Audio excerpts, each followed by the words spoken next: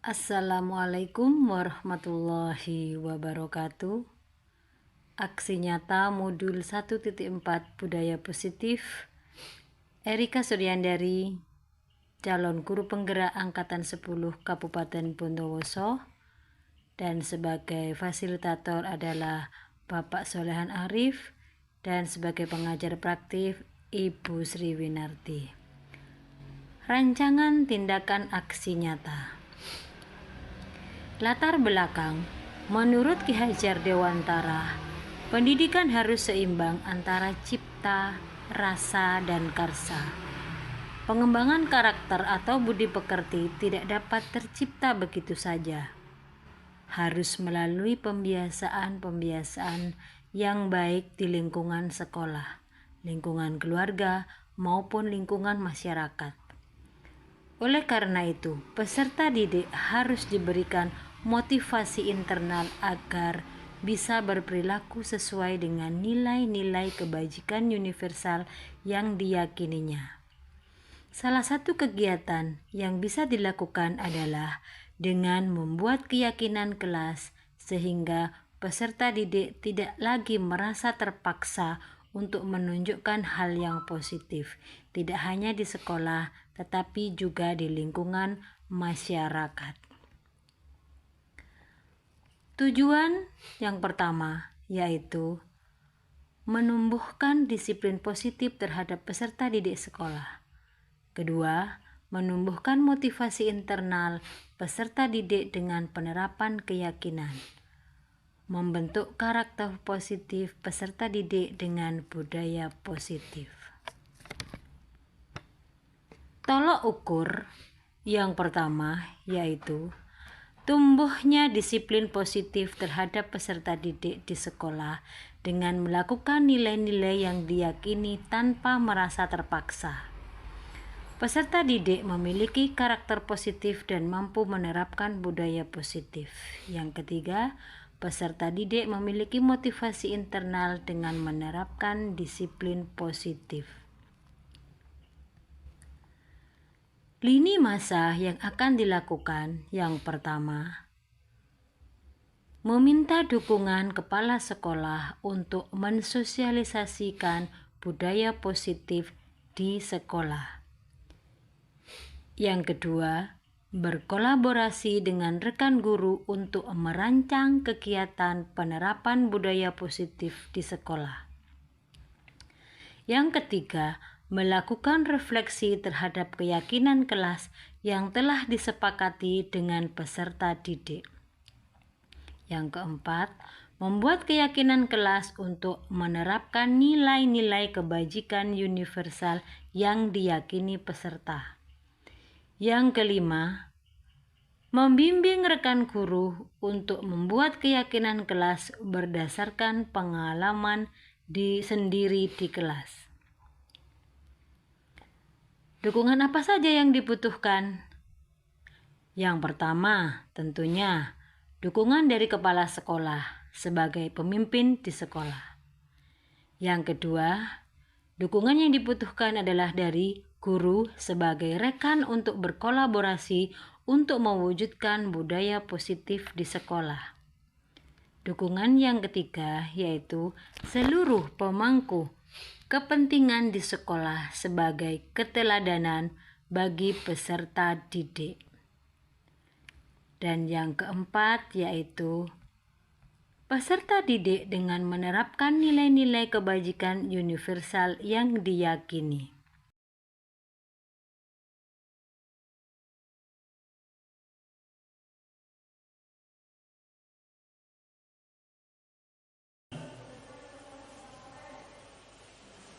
Bapak Ibu mohon perhatian, cara kita mulai. Assalamualaikum warahmatullahi wabarakatuh. Waalaikumsalam warahmatullahi wabarakatuh. Bismillahirrahmanirrahim. Alhamdulillahi wa kafa. Wassalatu wassalamu ala rasulillahi mustafa wa ala alihi wa sahbihi man tabi'ahum. Yang kami hormati Bapak Ibu guru sekalian yang dirahmati Allah Subhanahu wa taala. Bersyukur pada kesempatan hari ini kita bisa bersama-sama berkumpul di ruangan ini dalam kegiatan yang mungkin membanggakan untuk kita semua karena teman kita kepala sekolah kita, yaitu Ibu Erika Suryandari SPP, akan memaparkan penerapan budaya positif di lingkungan sekolah, yang mana pada hari ini mudah-mudahan diberikan pelajaran dan kemudahan oleh Allah Subhanahu wa Ta'ala. Namun sebelum itu, Bapak Ibu sekalian, marilah alangkah baiknya kegiatan kita buka dengan pembacaan basmalah bersama-sama. Bismillahirrahmanirrahim. Segala puji bagi Allah yang mengatur segala alam dan mengatur kita semua pada kesempatan siang ini. Untuk itu selanjutnya kami serahkan kepada Ibu Erika Suryandari dalam pemaparannya. Monggo bismillah. Terima kasih. Assalamualaikum warahmatullahi wabarakatuh. Apa kabar ibu-ibu hari ini? Baik. Masih semangat? Alhamdulillah masih semangat ya, meskipun sudah siang hari. Baiklah, pada hari ini saya ingin memaparkan diseminasi modul 1.4 penerapan budaya positif di SDN Sumber 1 oleh Erika Suryandari CGB Angkatan 10 tahun 2024. Baiklah, untuk mencairkan suasana, sepertinya kok sudah pada sudah pada siang, jadi sudah agak tidak bersemangat lagi ya. Baiklah, supaya kita bersemangat, maka kita akan bergeol-geol sebentar ya. Ikuti saya. Jadi kalau di situ ada ayam, maka ibu-ibu dan bapak-bapak akan mengepakkan tangannya begini ya. Kemudian kalau ada bebek, tapi di situ mantuk-mantuk ya, bukan minggu-minggu ya, tapi mantuk-mantuk berbunyi wek wek wek gitu ya. Kemudian kalau ada entok, maka di situ mega. Nah, paham? Baik, kalau sudah paham disilahkan untuk berdiri. Saya coba dulu ya. Ayam entok. Oh, entok gitu ya tadi ya. Diulang lagi ya. Ayam entok. Entok bebek. Ayam entok bebek. Kenapa bebeknya? Bebeknya mantuk ya? Iya, lupa lagi ya, diulang lagi. Ayam entok bebek. Ayam entok bebek entok. Ayam bebek entok-entokan. Bisa ya? Sekali lagi. 1, 2, 3. Ayam entok bebek. Ayam entok bebek entok. Ayam bebek entok-entokan. Terima kasih. Dah, supaya bersemangat lagi. Capek ya? Baiklah, saya akan melanjutkan pemaparan pada siang hari ini, yaitu tentang konsep utama modul budaya positif. Di sini yang pertama ada perubahan paradigma belajar, yang kedua yaitu budaya positif, yang ketiga kebutuhan dasar manusia, selanjutnya yaitu motivasi perilaku manusia, posisi kontrol restitusi, selanjutnya yaitu keyakinan kelas, dan yang terakhir adalah segitiga restitusi. Dan itu adalah semuanya konsep dari budaya positif. Ada 6 konsep budaya positif. Di sini budaya positif kita mengambil dari filosofi pendidikan, yaitu pendidikan Ki Hajar Dewantara, atau sesuai dengan tujuan pendidikan menurut Ki Hajar Dewantara, menjelaskan tujuan pendidikan adalah menuntun segala kodrat yang ada pada anak-anak agar mereka dapat mencapai keselamatan dan kebahagiaan sebagai anggota masyarakat. Berarti di sini kita sebagai seorang guru, kita adalah menuntun. Jadi menuntun siapa kita? Anak-anak. Jadi kita di sekolah, kita sebagai guru, kita menuntun anak-anak karena anak-anak itu masih tahap anak-anak, jadi harus dituntun, harus diamong, ya, diamong, dididik, dibina. Jadi adalah tugas dari seorang guru sesuai dengan filosofi Ki Hajar Dewantara. Untuk apa mereka harus dituntun? Untuk mencapai keselamatan dan kebahagiaan setinggi-tingginya, ya nantinya akan sebagai manusia ataupun sebagai anggota masyarakat. Tuh. Kemudian pembelajaran dengan paradigma baru. Pembelajaran dengan paradigma baru dirancang berdasarkan prinsip belajar dengan berdiferensiasi. Setiap siswa belajar sesuai dengan kebutuhan dan tahap perkembangan untuk mewujudkan profil pelajar Pancasila. Berdiferensiasi maksudnya adalah di sini pembelajaran sesuai dengan minat dan bakat siswa itu sendiri. Seperti apa? Jadi bermacam-macam. Siswa mempunyai minat dan bakat masing-masing. Contohnya, anak bisa belajar dengan menggunakan musik. Ya, jadi visual ya. Kalau menggunakan musik namanya apa? Visual. Ya, jadi mereka itu bisa belajar juga dengan kinestetik. Nah, macam-macam. Ada juga yang audio tutorial ya. Dia bisa menggunakan visual juga. Kemudian kinestetik juga. Jadi dia belajar sesuai dengan minat dan bakatnya masing-masing, yang nantinya untuk mewujudkan profil pelajar Pancasila. Nah, di sini salah satu budaya positif yaitu disiplin positif. Dalam budaya kita, makna disiplin jadi dimaknai menjadi sesuatu yang dilakukan seseorang pada orang lain untuk mendapatkan kepatuhan. Kita cenderung menghubungkan kata kedisiplinan dengan ketidaknyamanan.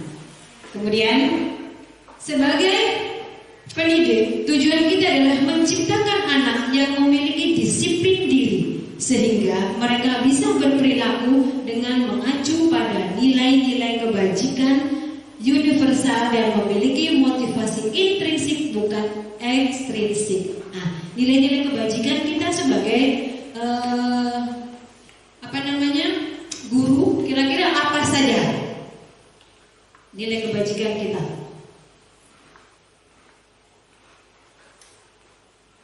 Ada? Iya. Kemudian disiplin positif merupakan salah satu cara menerapkan disiplin yang bertujuan untuk menumbuhkan kesadaran serta berdayakan anak untuk melakukan sesuatu tanpa sogokan. Jadi gak usah disogok anak itu. Ya, tidak usah diancam juga gak boleh, maupun hukuman disiplin. Jadi kita tidak boleh menghukum anak. Apa saja sih kebutuhan dasar manusia? Yang pertama yaitu bertahan hidup. Jadi manusia itu supaya kebutuhan dasar manusia adalah dari fisiologisnya yaitu bertahan hidup. Dia harus mampu bertahan hidup. Kemudian kasih sayang. Jadi anak butuh kasih sayang. Kasih sayang dari siapa saja? Ya kalau di sekolah tentunya dari guru. Kalau di rumah tentunya juga dari orang tua. Rasa, dia juga punya rasa, punya keinginan. Jadi rasa diterima di mana? Dia misalkan di lingkungan rumah, dia harus diterima juga di rumah. Misalkan dia di sekolah, juga dia punya rasa diterima di sekolah. Penguasaan, yang keempat yaitu kebebasan. Dia punya kebebasan tapi yang terarah, bukan kebebasan yang langsung pure liar, enggak. Jadi di situ ada kebebasan yang terarah. Juga kesenangan. Jadi kalau senang dia happy, dia akan merasa tenang. Motivasi perilaku manusia. Nah, di sini contohnya yaitu menghindari ketidaknyamanan dan hukuman. Contohnya apa? Di situ murid melakukan disiplin karena dia takut dihukum. Nah, jadi sini anak-anak itu berusaha disiplin karena dia takut dengan hukuman. Berarti contohnya begini. Yang tidak mengerjakan PR maka akan disuruh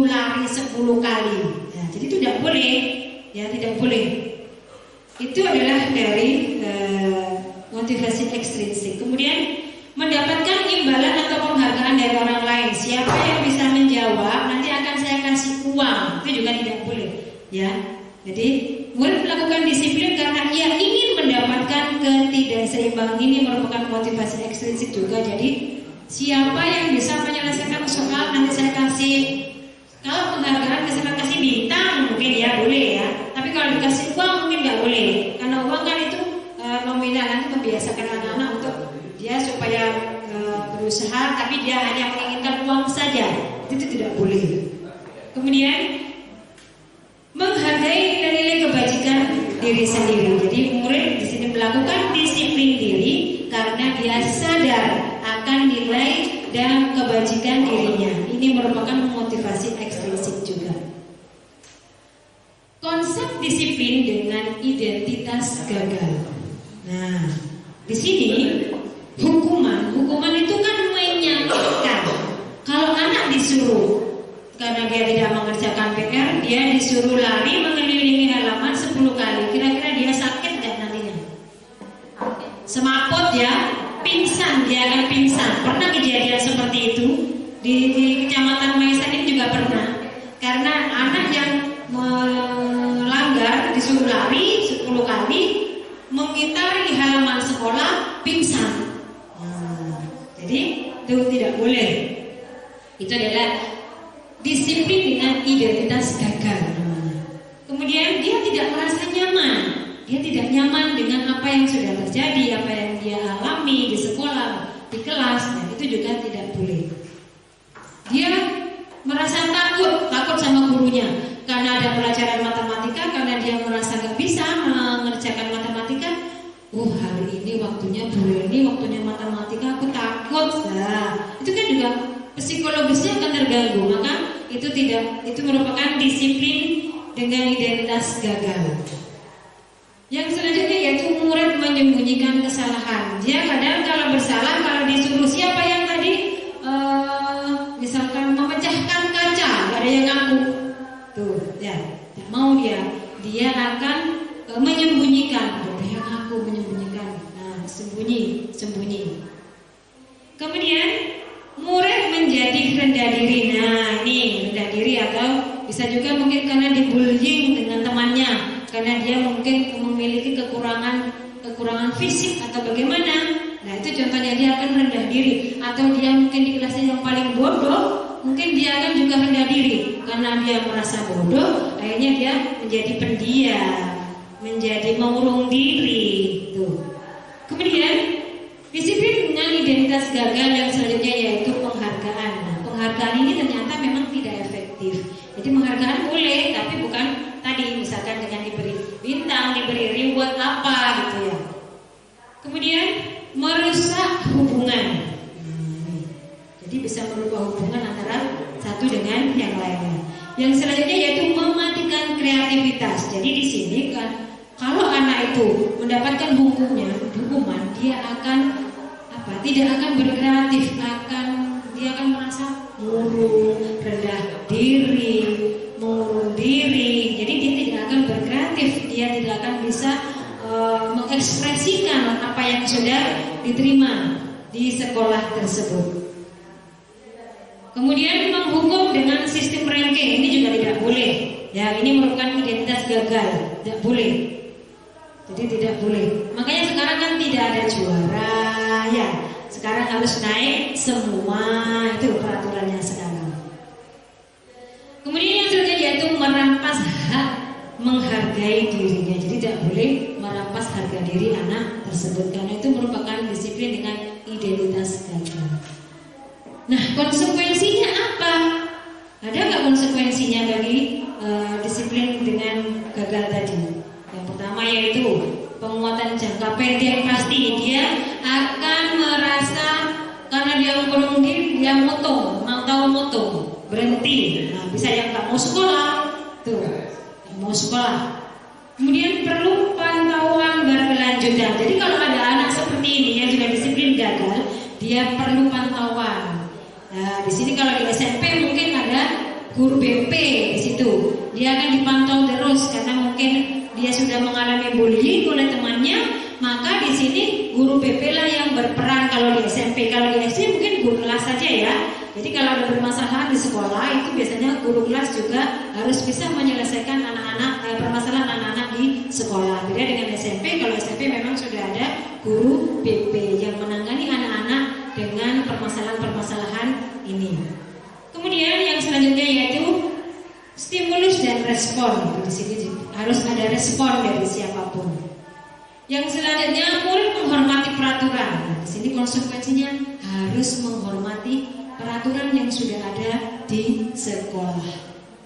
Kemudian biarkan yang selanjutnya itu kehilangan waktu untuk merenungi kesalahan. Berarti di sini produk gagal tadi dia akan kehilangan untuk merenungi kesalahannya. Dia akan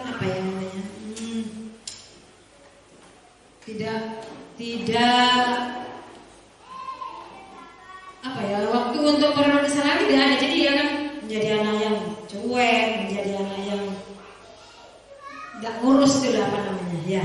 Nah, di sini restitusi atau konsekuensi disiplin. Jadi murid bertanggung jawab untuk perilakunya. Jadi setelah tadi dia melakukan segalanya dengan konsekuensi yang sudah dibuat, dia harus bertanggung jawab atas perilaku yang sudah dilakukan. Kemudian fokus pada pemecahan masalah jangka panjang. Berarti di sini kita harus mencarikan solusinya untuk jangka panjang. Dan yang selanjutnya murid menghormati dirinya dan orang lain. Jadi harus membiasakan anak-anak untuk selalu menghormati antara teman yang satu dengan teman yang lainnya. Yang selanjutnya yaitu teori kontrol. Nah, teori kontrol berarti di sini anak di sini yang memegang kontrol. Jadi dia harus bisa memegang kontrol dirinya. Nah, di sini yang terakhir yaitu murid bersemangat. Jadi disiplin, konsep disiplin di sini murid menjadi semangat. Pendekatan restitusi adalah sebuah cara untuk menerapkan disiplin positif pada murid. Pengertian restitusi adalah proses menciptakan kondisi bagi murid untuk memperbaiki sehingga mereka bisa kembali pada kelompok mereka dengan karakter yang lebih kuat menurut Buseni 2014. Di sini berarti murid harus bisa memperbaiki sehingga mereka akan kembali ke kelompoknya masing-masing, di kelompoknya atau di sekolahnya kalau di sekolah, dengan keluarganya kalau di rumah. Itu adalah. Kemudian bukan memperbaiki sebuah kesalahan dan memperbaiki hubungan. Tawaran bukan paksaan menuntun untuk melihat ke dalam diri, mencari kebutuhan dasar dan mendasari tindakan. Fokus pada karakter bukan pada tindakan. Menguatkan dan fokus pada solusi. Nah, ini perbedaannya. Contoh kasus. Siswa sering terlambat datang sekolah. Nah, ini hukuman seperti tadi. Guru menghukum lari 10 kali. Ini adalah contoh apa? Contoh hukuman. Jadi, Bapak Ibu jangan tahu bahwa menghukum anak dengan lari 10 kali itu adalah sebuah hukuman. Kemudian, siswa disuruh membersihkan toilet karena dia terlambat sekolah. Kira-kira boleh nggak? Boleh ya? Iya. Jadi siswa meskipun terlambat sekolah, kalau hukumannya di situ membersihkan toilet, itu adalah sebuah hukuman. Kemudian siswa disuruh berdiri di depan kelas. Nah, itu juga merupakan hukuman. Kemudian kalau siswa sering terlambat datang sekolah, konsekuensinya apa? Apa sih yang harus dilakukan guru pada anak yang sering terlambat sekolah? Konsekuensinya, guru memberikan konsekuensi kepada siswa yang terlambat, tidak ada pencampuran materi penjelasan, dan otomatis dia akan tertinggal penjelasan dari guru. Nah, kalau dia terlambat ke sekolah, otomatis kan sudah terlambatnya 1 jam. Jam 7 masuk, dia terlambat sampai 1 jam, maka dia akan ketinggalan jam pelajaran 1 jam. Konsekuensinya dia akan ketinggalan materi selama 1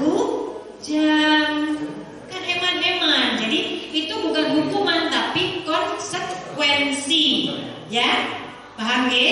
Kemudian yang kedua, konsekuensinya apa bila muridnya terlambat sekolah? Guru tegas dan siswa menghormati peraturan. Di sini juga peran guru harus tegas. Nah, maka tegasnya apa? Yaitu anak-anak siapa yang terlambat maka akan ketinggalan pelajaran. Kemudian dan juga menghormati peraturan yang sudah dibuat oleh sekolah. Nah, restitusinya bila siswa sering terlambat datang ke sekolah, bagaimana? Guru menanyakan keyakinan kelas atau dirinya dalam menyelesaikan masalah. Nah, berarti di sini bagaimana kira-kira kalau kita bertanya tentang restitusi ini, keyakinan ini? Mengapa kamu terlambat? Iya, kita tanyakan mengapa kamu terlambat. Jadi anak akan menjawab, dia tidak akan merasa takut. Mungkin dia akan menjawab Bangunnya kesiangan. iya, bangunnya kesiangan. Loh, kenapa kok bangun kesiangan? Kita tanya. Tadi tidak dibangunin sama ibu. Nah, tidurnya kemalaman. Nah, itu alasan anak. Itu adalah restitusi. Jadi bagi anak yang terlambat sekolah itu adalah menanyakan keyakinan adalah restitusi. Kemudian guru terbuka dan siswa menghormati dirinya dan orang lain. Jadi guru harus terbuka.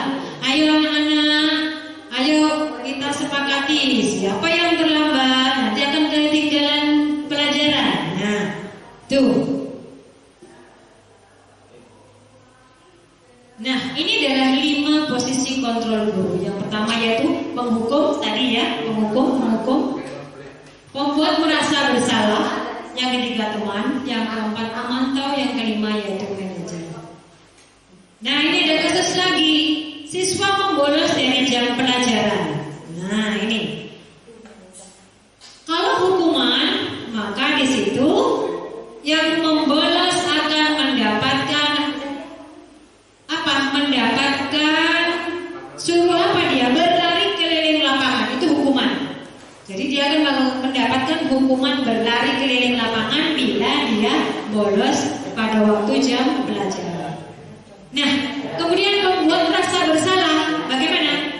Berapa kali ibu sudah memberitahu kamu? Nah, bu guru kecewa sama kamu. Itu adalah pembuat rasa bersalah. Bu guru sudah berapa kali bilang sama kamu? Nah, tuh. Bu guru kecewa sama kamu. Itu membuat rasa bersalah. Kemudian pada teman. Nah, di sini. Kalau teman, bagaimana? Apa yang harus dilakukan Bu guru? Ayolah yang patuh.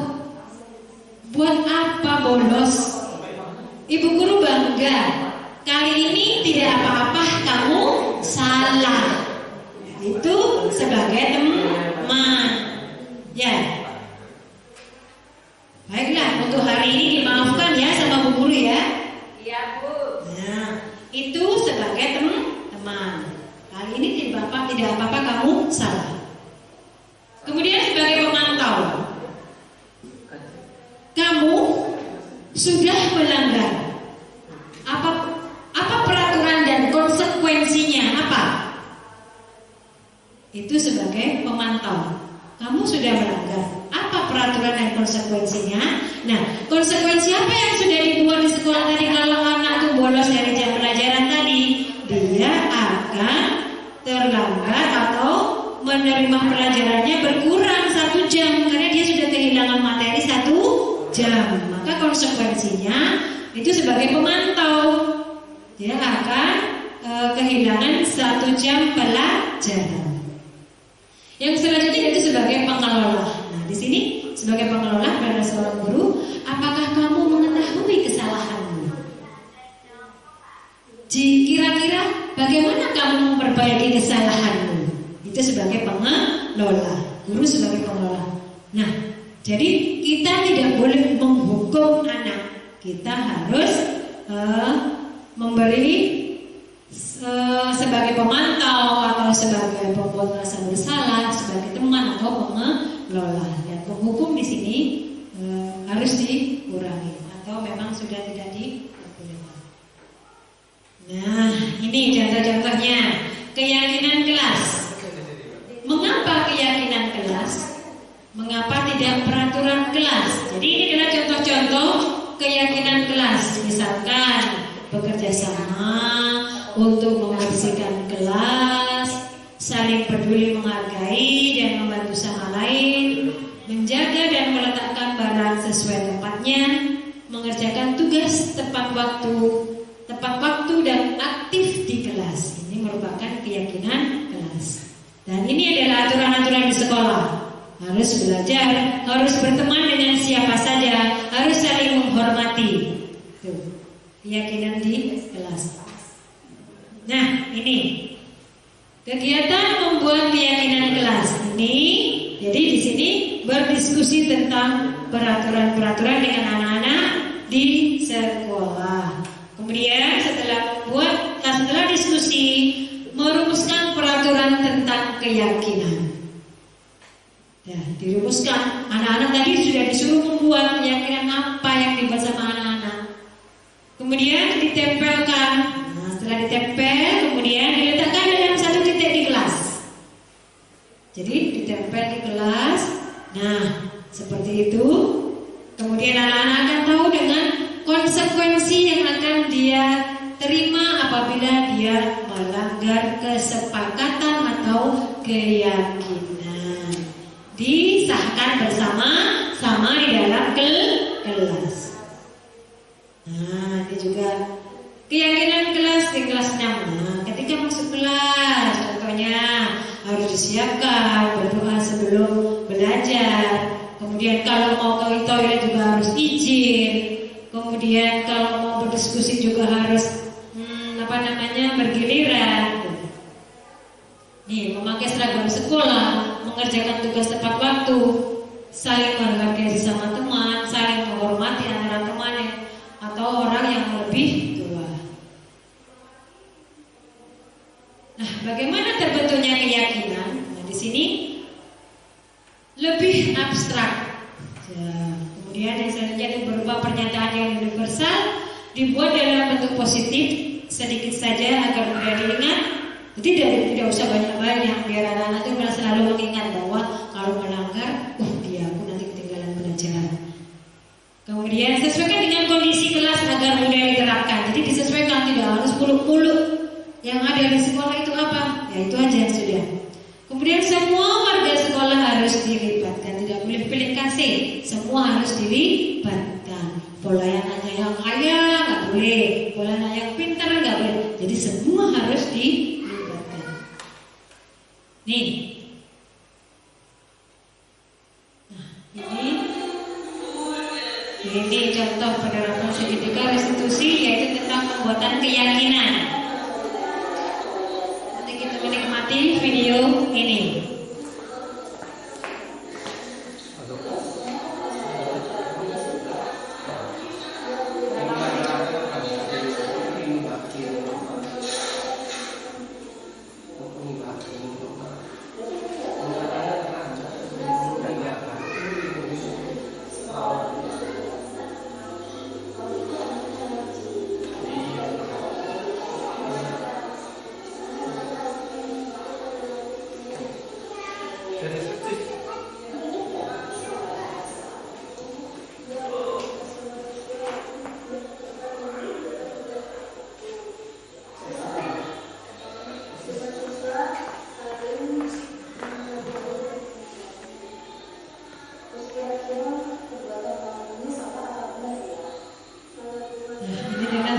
Segitiga restitusi tentang kesepakatan yang sudah dibuat di dalam kelas. Karena di sini dia tidak mengerjakan PR, pagi harinya dia nyontek sama temannya. Karena tidak diberikan sebuah contekan, maka bukunya temannya dicoret-coret. Nah, ini jadi dia tidak menyepakati kesepakatan yang sudah dibuat oleh anak tersebut. Nah, itu tadi. Itu adalah contoh kesepakatan yang sudah dibuat di dalam kelas bahwa yang tidak mengerjakan PR, ya karena sesuai dengan kesepakatan, maka dia harus meminta maaf kepada teman yang sudah dicontekin dan bukunya dicoret-coret tadi. Jadi kesepakatannya tadi, Bu Guru juga menanyakan, kenapa kamu kok tidak mengerjakan PR? Saya lupa Bu Guru, saya bermain. Ya, karena dia bermain, maka dia lupa mengerjakan PR. Maka dia kesepakatan kelasnya, maka dia harus meminta maaf kepada teman tersebut. Baiklah, untuk yang terakhir yaitu penutup dalam penerapan program disiplin positif, hendaknya guru memiliki standar kepribadian profesional dan sosial yang baik, di mana guru mampu merefleksikan dirinya dalam posisi kontrol saat ini, bagaimana perjalanan dirinya sebagai di antara yang membimbing muridnya menjadi insan yang mandiri, merdeka, dan cakap dalam belajar. Mungkin ada yang mau dipertanyakan, Bapak Ibu, monggo disilakan. Tidak ada pertanyaan? Baiklah, kalau tidak ada pertanyaan, mungkin saya akan mengakhiri paparan hari ini, dan mudah-mudahan apa yang sudah saya sampaikan hari ini kebermanfaatnya untuk Bapak Ibu semua. Mari kita bersama-sama memajukan generasi penerus bangsa supaya anak-anak kita menjadi anak-anak yang merdeka belajar. Demikian saya akhiri. Terima kasih. Wabillahi taufiq wal hidayah. Wassalamualaikum warahmatullahi wabarakatuh. Terima kasih, mohon maaf yang sebesar-besarnya.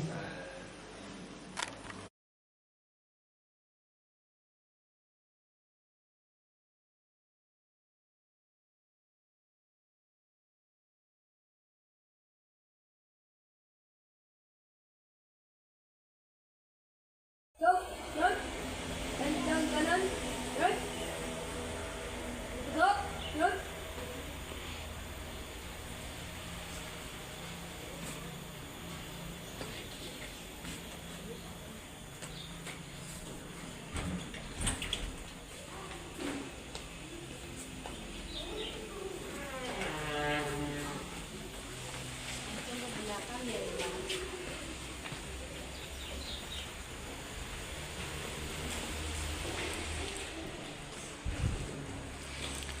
Siap berdiri, memberi salam. Assalamualaikum warahmatullahi wabarakatuh. Duduk kembali. Mulai.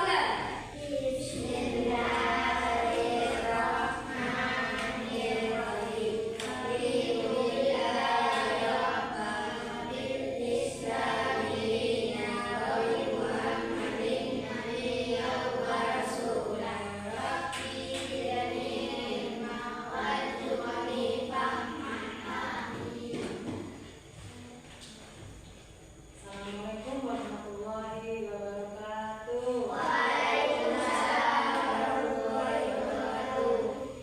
Pada hari ini Ibu akan membuat sebuah pembelajaran, yaitu tentang keyakinan kelas. Siapa yang sudah tahu apa itu keyakinan kelas?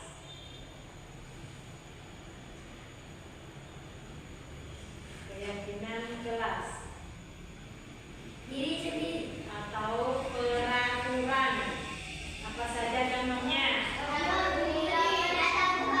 Datang tepat waktu, Tidak boleh membuli. tidak boleh membuli. Apa lagi? Jadi keyakinan adalah sebuah aturan yang kita buat sendiri. Nah, jadi aturan itu dari diri kita sendiri supaya nanti kita sepakati bersama-sama. Ya, jadi apa sih contohnya tadi? Tadi kita baris di depan itu juga merupakan sebuah kesepakatan. Contohnya, kemudian masuk ke kelas tanpa rame itu juga sebuah keyakinan. Kemudian duduk yang rapi itu juga sebuah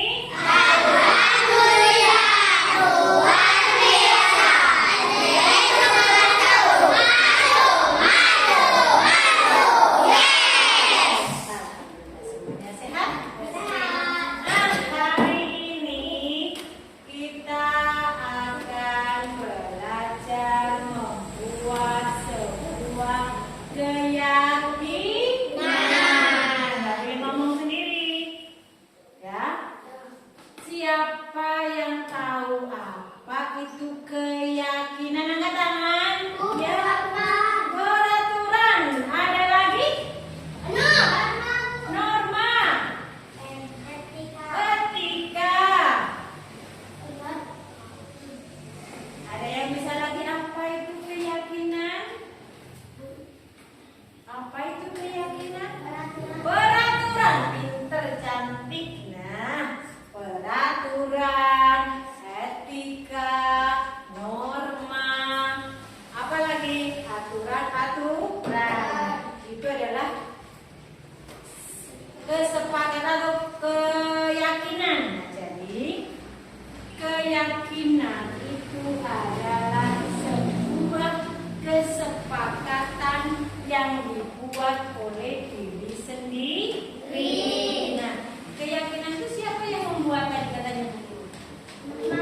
Diri sendiri. Jadi, kalau kita sudah membuat keyakinan, kita yakin bahwa apa yang sudah kita buat itu harus dilaksanakan. Keyakinan itu sama dengan kesepakatan.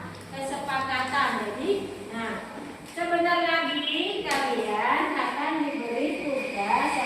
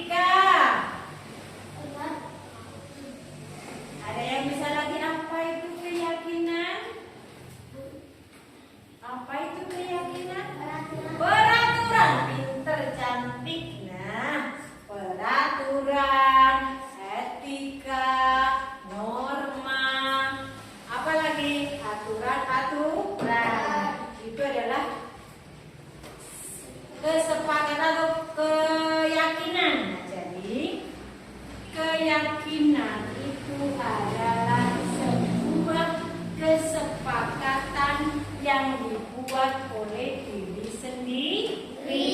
Nah, keyakinan itu siapa yang membuat tadi katanya? Diri sendiri. Jadi kalau kita sudah membuat keyakinan, kita yakin bahwa apa yang sudah kita buat itu harus dilaksanakan. Keyakinan itu sama dengan kesepakatan. Jadi, nah, sebentar lagi kalian akan diberi tugas. Oke. Sudah. Sudah selesai. Yang sudah bisa menempel ke papan ganti, ya. Yuk.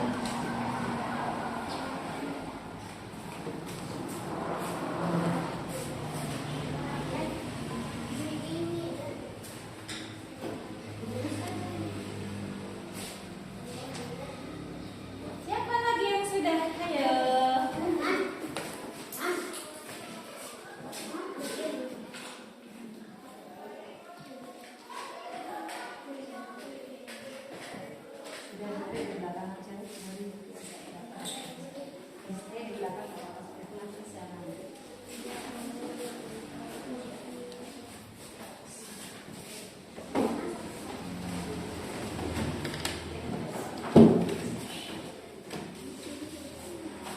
Berganti, ya.